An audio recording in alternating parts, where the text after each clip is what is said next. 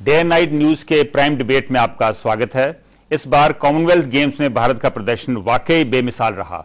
Record 38 स्वर्ण जीतकर भारत ने पदक तालिका में दूसरा स्थान हासिल किया। खास बात यह है कि इसमें से ज्यादातर पदक हरियाणा के खिलाड़ियों ने जीते हैं।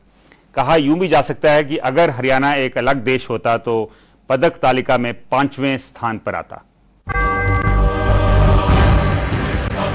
काफी तगड़ा पटू था।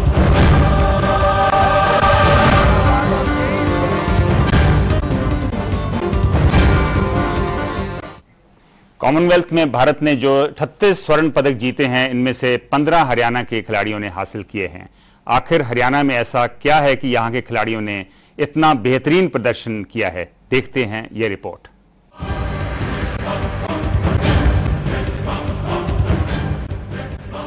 देश की आबादी में इस राज्य की सिर्फ 2% जनता रहती है, लेकिन हरियाणा ने कॉमनवेल्थ खेलों में भारत के 101 मेडल्स में से 1/4 हासिल किए हैं। हरियाणा ने कॉमनवेल्थ खेलों के लिए 52 खिलाड़ियों को भेजा था और उन्होंने 28 मेडल जीते। भारत ने 38 स्वर्ण जीते, जिसमें से 15 हरियाणा के खिलाड़ियों ने जीते। That is indeed it. India's first ever gold in women's wrestling at the Commonwealth Games, and it comes through a fantastic performance. Gita, Anita, Krishna Poonia, Abhinav Bindra, फहरिस्त लंबी है, लेकिन इन्होंने जो मुकाम हासिल किया है उसने देश का सर फक्र से और भी ऊंचा कर दिया है। इन खिलाड़ियों की इस कामयाबी का श्रेय हरियाणा सरकार को जाता है। राज्य की हुड्डा सरकार ने खिलाड़ियों को प्रोत्साहन देने के लिए जो कदम उठाए हैं वो वाकई तारीफ के काबिल हैं। शायद यही कारण रहा है कि आज हरियाणा सबकी जुबान पर है। अगर देश के सभी राज्य हरियाणा की तरह ही अपने खिलाड़ियों का हौसला बढ़ाएं, तो वो दिन दूर नहीं जब भारत ओलंपिक खेलों में भी अपना लोहा मनवाएगा।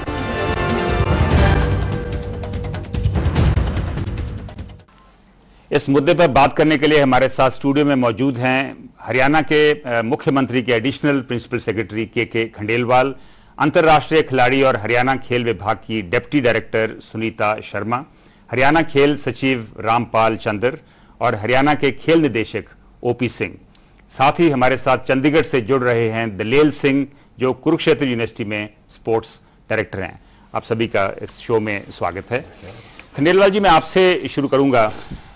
2006 में जो मेलबर्न में कॉमनवेल्थ गेम्स हुई थी, तो जो टोटल मेडल्स थे वो हरियाणा को 5 मिले थे, उनमें से 1 स्वर्ण पदक था। तो इस टाइम करीब 6 गुना जो गिनती है मेडल्स की वो बढ़ गई है। तो इतने 4 साल में ये क्या हुआ कि हरियाणा की जो परफॉर्मेंस है इतनी इंप्रूव हो गई? सबसे जो इसमें जरूरी कारण बना है वो कारण बना है कि हरियाणा पूरा के पूरा खेल में वातावरण बना दिया है। हमारे मुख्यमंत्री क्योंकि खुद खिलाड़ी हैं, उन्होंने खेलों के प्रोत्साहन के लिए अपनी पंचशील नीति अपनाई है। 5 चीज़ों पर उन्होंने ध्यान दिया है। पहली चीज़ कि सारा का सारा वातावरण, चाहे वो गांव हो, चाहे वो शहर हो, चाहे वो स्कूल हो, चाहे वो कॉलेज हो, हर जगह वातावरण जो है वो खेल का वातावरण हो, खेल में वातावरण हो। खेल का वातावरण है तो खिलाड़ी भी सिलेक्ट हो। उसके लिए उन्होंने कोशिश ये की है कि जहां खेल किए जाने हैं, जहां बच्चों को सुविधाएं दी जानी है, वो सारी की सारी जहां गांव के पास हो, शहरों के पास हो, यानी हर जगह स्टेडियम या जो इंफ्रास्ट्रक्चर है वो बने। तो हम लोगों ने मासिव स्केल पर रूरल स्टेडियम्स बनाने का, शहरी क्षेत्र में स्टेडियम बनाने का। कब शुरू हुआ ये सारा जो सिलसिला है? मुख्यमंत्री जी जो इस सरकार 2005 मार्च 2005 में सरकार जब आई थी, तो मुख्यमंत्री चूंकि खुद एक खिलाड़ी थे, तो उन्होंने ये फैसला किया कि करीब 5 साल लग गए ये हर पॉलिसी को रोल आउट करते होते हुए।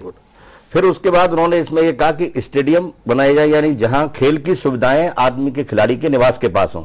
जब खेल की सुविधाएं विकसित हो जाएं तो अच्छे खिलाड़ी भी सिलेक्ट कर सकें हम, और अच्छे खिलाड़ी सिलेक्ट कर सकें तो उनको यदि मेडल जीतते हैं तो प्रोत्साहन भी दें, और प्रोत्साहन मिले, और उसके बाद यदि वो मेडल जीत करके आ जाते हैं तो उनका कैरियर भी सब। ये तो ठीक है जो प्लान था, लेकिन आपको आस थी कि गेम्स में इतने मेडल आ जाएंगे? बिल्कुल। यदि आपने हरियाणा में पहले, एक तो हरियाणा की धरती ऐसी है कि यहाँ खेलों का शुरू से ही हो रहा है।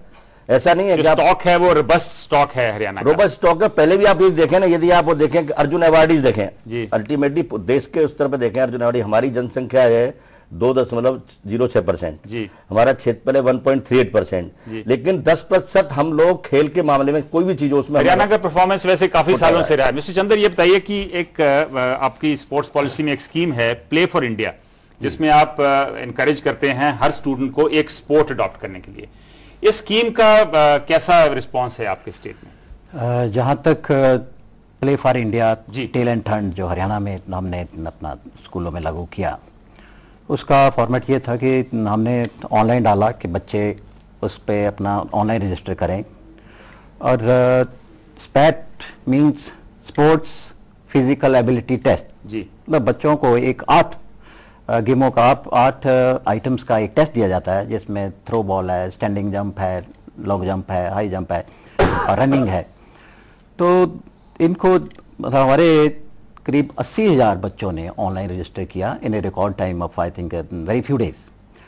और ये एनुअल है स्कीम है? ये अभी पहली बार हमने जो अप्रैल मई में शुरू की थी, और उसमें एक्चुअली फिजिकली मतलब 46,000 बच्चों ने टेस्ट दिया। वो इसका मतलब है कि ये जो आप अब करने जा रहे हैं, इसका नतीजा शायद कुछ सालों में और भी इससे अच्छा निकलेगा। बहुत बढ़िया, मतलब अभी हमने आई थिंक नवंबर या दिसंबर में हमने रखा है नेक्स्ट स्पैट का जो टेस्ट है, उसमें हम लोग एक्सपेक्ट कर रहे हैं कम से कम नहीं 15 से 20 लाख बच्चे। जब आप कहते हैं कि हर जो स्टूडेंट है उसको एक गेम अडॉप्ट करनी होगी, तो ज्यादा स्टूडेंट्स कौन सी गेम अडॉप्ट करते हैं?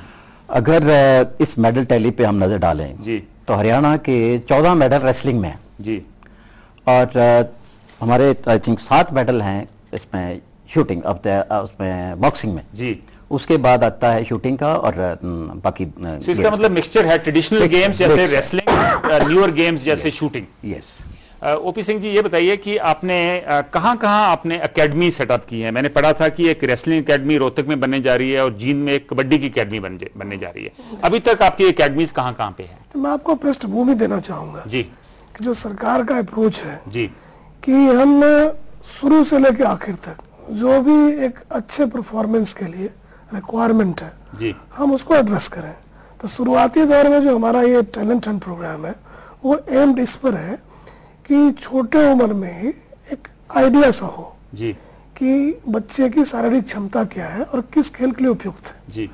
तो उसके लिए हमने ये प्ले फॉर इंडिया स्कीम चलाई है जी। इसके तहत हम 7 टेस्टों का एक बैटरी ऑफ टेस्ट में एडमिनिस्टर करते हैं जी। वो बेसिकली आपके बॉडी एनाटॉमी पर रनिंग कमेंट्री है ओके, कि आपके शोल्डर का, लेग्स का, लंग्स का, आपकी फ्लेक्सिबिलिटी का, उस पर आप कहाँ स्टैंड करते हैं। जहाँ तक एकेडमी का सवाल है, ये दूसरा एंड है कि एक प्लेयर आइडेंटिफाई हो गया, रोजाना प्रैक्टिस करता है। बॉडी एनाटॉमी की बात की, आप मेडिकल प्रोफेशन डॉक्टर भी हैं? नहीं, मैं डॉक्टर तो नहीं हूँ, लेकिन आप डायरेक्टर होते हो तो आधे डॉक्टर बन के लगते हैं। तो मैं आपका जो सवाल था एकेडमी के बारे में बड़ा अहम है, क्योंकि आने वाले दिनों में जो मेडल हमारे आए हैं, तो इसमें एक संदेश भी छिपा हुआ है कि प्रतिभा खोज से लेकर और उनको कंपटीशन की अपॉर्चुनिटी दें, उनके लिए इंफ्रास्ट्रक्चर बनाए, और जो हाई एंड ट्रेनिंग रिक्वायरमेंट है जी, जो इंटरनेशनल लेवल पर मेडल फिनिश के लिए, मेडल अचीवमेंट के लिए आपको शारीरिक क्षमता चाहिए, गेम स्किल चाहिए जी, और टेम्परामेंट चाहिए। सुनीता जी, आप बड़े अच्छे प्लेयर आप रहे हैं, 3 इंटरनेशनल खेले हैं, उसके बाद आप नेशनल चैंपियन तो थे ही थे, जिम्नास्ट थे आप, लेकिन कॉमनवेल्थ गेम्स में जिम्नास्टिक्स में उतना अच्छा परफॉर्मेंस हरियाणा का नहीं रहा। इसकी क्या वजह है? इसकी वजह मेन ये है कि इस टाइम पे जो प्लेयर्स का ज़्यादा रुझान है आर्टिस्टिक जिम्नास्टिक में नहीं है, एरोबिक्स और एक्रोबैटिक्स में ज़्यादा है, जिसमें हमारी हरियाणा ने खेल ने स्पोर्ट्स ने एरोबिक्स को प्राइमरी स्कूल्स में कंपल्सरी करवा दिया गया है। हर स्कूल में, प्राइमरी स्कूल में ये कंपल्सरी एक्सरसाइज के लिए हमने करवा दी। उनको बेसिक एक्सरसाइज के लिए 10 की सीरीज दे दी हैं कि वो अपने पीटीआईज डीपीज जो उनके लगे हुए हैं उनको प्रैक्टिस करवाएं, ताकि आगे परफॉर्मेंस ये 5-6 साल में बहुत अच्छी इंप्रूव होकर आगे आएगी। सुनीता जी, मैं पढ़ रहा था उस दिन अखबार में कि एक इलाहाबाद में एक अकेडमी खुली है। हाँ जी। शायद जो आशीष कुमार जिसने 2 मेडल जीते हैं, वो उसी एकेडमी का, आशीष कुमार, वो उसी एकेडमी का ट्रेनी है। वहां पे 4-5 साल की उम्र के बच्चे भी ट्रेनिंग कर रहे हैं। तो आपने भी उस उम्र के बच्चों को जिम्नास्टिक शुरू करवाई है? जब मैंने इस विभाग में ज्वाइन किया है तभी 88 में ज्वाइन किया। 89 में मैंने 3 जिम्नास्टिक की स्पोर्ट्स नर्सेज खुलवाई, और इसी तरह वॉलीबॉल की 2 और रेसलिंग की 5 और एथलेटिक्स और टेबल टेनिस की नर्सेज हमने डिपार्टमेंट ने चलाई। जिसमें 15 साल में हमारे इंटरनेशनल रिजल्ट्स आए। इसी तरह जिम्नास्टिक में भी इसी तरह आए रिजल्ट्स, जिसमें कि आज रिदमिक जिम्नास्टिक में 2006 में मेलबोर्न में जो हुई थी जिम्नास्टिक, तो उसमें हमारी सुलेखा राणा ने पार्टिसिपेट किया था। और इसके साथ साथ इंटरनेशनल पूनम छाबड़ा हुए और ललिता थापा और Kuldeep and Krishna. National level पर हरियाणा की जिम्नास्टिक्स की परफॉर्मेंस ठीक है, इंटरनेशनल लेवल पर भी है। और इस का जो इतना गैप आया वो इस कारण आया है कि भी बच्चों के पास इतना टाइम नहीं है। जिम्नास्टिक एक ऐसा गेम है जिसमें बहुत ज़्यादा मतलब मिन्यूटली बेसिकली एक्सरसाइज को कंप्लीट करने के लिए थाउजेंड्स रेपिटेशंस देनी पड़ती हैं। लेकिन आजकल के बच्चे एजुकेशन की तरफ होने के कारण इस तरफ ज़्यादा ध्यान नहीं दे पा रहे। बिल्कुल। दलेल सिंह जी, मैं आपके पास आना चाहूंगा। आप कुरुक्षेत्र यूनिवर्सिटी के स्पोर्ट्स डायरेक्टर हैं। कुरुक्षेत्र यूनिवर्सिटी का बड़ा पुराना बैकग्राउंड है स्पोर्ट्स का। मुझे याद है 1960s में एक स्पोर्ट्स कॉलेज हुआ करता था वहां पे, और उस कॉलेज से काफी इंटरनेशनल प्लेयर्स भी निकले हैं। आपको क्या लगता है कि इतने साल क्यों लगे हरियाणा को इस लेवल पर स्पोर्ट्स में पहुंचने के लिए? देखिए, अभी जो हाल में राष्ट्रमंडल खेल दिल्ली में संपन्न हुए हैं उसमें 38 गोल्ड से हमने 15 गोल्ड जीते हैं। और मैं कहना चाहता हूं कि आज हम किसी भी स्टेट से अपनी तुलना नहीं कर सकते। तुलना होती है जब हम बराबर चलते हैं। हमारा जो प्रदेश आजकल खेलों में सुपर पावर है देश में।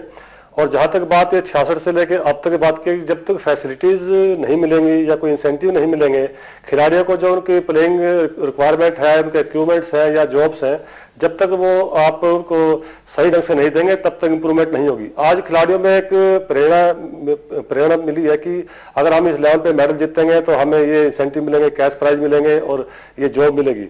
इससे आज खिलाड़ियों का भविष्य बहुत सुरक्षित है, इसीलिए खिलाड़ी आज खेलों की तरफ आकर्षित हो रहे हैं। दूसरा मैं कहना चाहूँगा कि जैसा अभी खंडेलवाल सर ने बात की थी कि हम इसमें रेसलिंग में और बॉक्सिंग में हमारे पारंपरिक खेल है, ट्रेडिशनल स्पोर्ट्स हरियाणा के। लेकिन आप देखें मेडल टैली में कि हमने इस बार सिर्फ बॉक्सिंग में और रेसलिंग में ही मेडल नहीं जीते। हमने शूटिंग में मेडल जीते हैं, हमने बैडमिंटन में, हमने एथलेटिक्स में मेडल जीते हैं। लेकिन हम कहीं ना कहीं पीछे भी हैं, जैसे साइकिलिंग या जिम्नास्टिक्स, एथलेटिक्स में कुछ इंप्रूवमेंट की जरूरत है। स्विमिंग और ऐसी चीजों में हम कहीं स्टैंड नहीं करते, तो हमें थोड़ी सी इंप्रूवमेंट है कि हम स्विमिंग की तरफ भी, साइकिलिंग की तरफ और जिम्नास्टिक तो ध्यान दें, क्योंकि इनमें ज्यादा मेडल्स हैं। अगर दलेल सिंह जी ये बताइए कि जो यूनिवर्सिटीज हैं उनकी क्या कंट्रीब्यूशन है हरियाणा की स्पोर्ट्स प्रमोशन में? जैसे कुरुक्षेत्र यूनिवर्सिटी है, तो हाल में जो गेम्स हुए हैं, कॉमनवेल्थ गेम्स हुए हैं, उनमें 3 खिलाड़ी हमारी यूनिवर्सिटी खेले थे। इसमें एक बच्चा एथलेटिक्स का था, एक हॉकी की लड़की थी और एक नेटबॉल में। उधर एमडी यूनिवर्सिटी रोहतक से भी आप देखिए, जो लड़की बबीता, गीता और ये लड़कियां सुमन कुंडू, वो एमडी यूनिवर्सिटी रोहतक की छात्राएं हैं।